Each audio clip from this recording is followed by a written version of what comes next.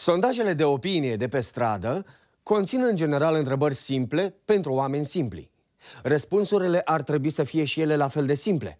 Vă asigur că nu este întotdeauna atât de ușor, mai ales când sondajul este realizat de reporterul nostru frenetic, Viorel Gaiță. Dumneavoastră sunteți șeful de șantier aici, nu? Da.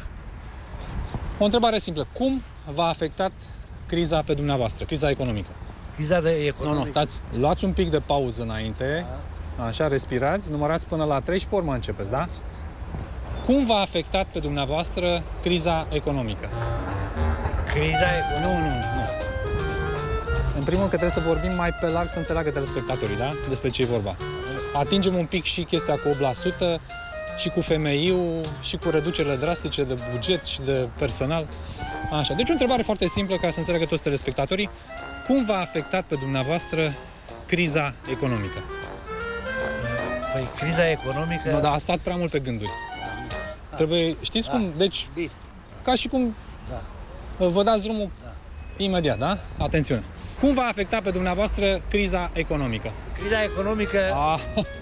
Pe acum, dintr-o dată ați pornit așa și vocea puțin cam sus. E ca și cum ar fi fost aranjat. Nu. Cum v-a afectat pe dumneavoastră criza economică? Criza economică... Păi ce am vorbit înainte? Păi n-am zis... Păi ce a zis? A zis cum ne-a afectat criza. 8% total. Haideți că mai o începem o dată, da? Atenție!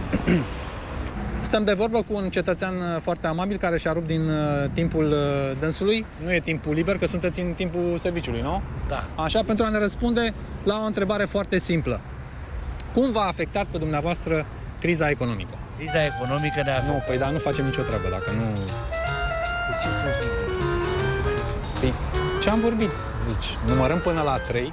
Deci ca și cum eu mergeam pe aici, haideți să facem așa. Deci dați-vă pe după ăsta, ca să nu creadă că am fost aranjat, știți? Așa, să nu ne vedem. Atenție!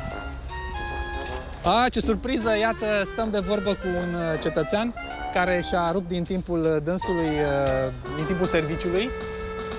Criza... Nu, păi, v-am întrebat ceva? Păi, deci trebuie să așteptăm întrebarea întotdeauna și vă rog frumos să nu mă întrerupeți.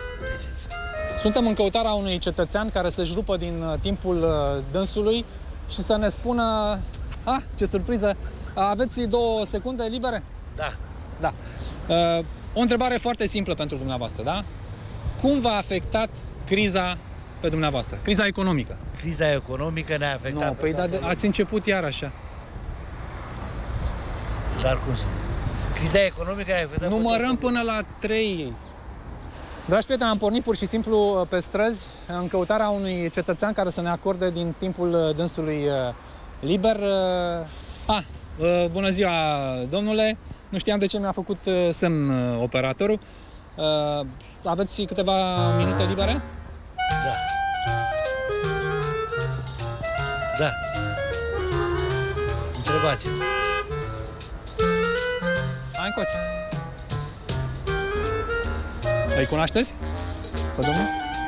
Haideți aici. Ne răspundeți la 2 vorbe? Hai. O întrebare simplă. Cum v-a afectat criza pe dumneavoastră? Nu ne-a afectat. Păi nu, stați un pic să vă pun întrebarea, da? Deci atenție la întrebare până la sfârșit, da? Ca să facem treaba bună. Deci cum v-a afectat criza pe dumneavoastră? Nu ne-a afectat. Stați un pic. Dumneavoastră parcă voia să vorbiți. Încă o dată. Cum v-a afectat criza pe dumneavoastră? Nu ne-a afectat. Nu, păi n-ați înțeles. Deci dânsul trebuia să răspundă.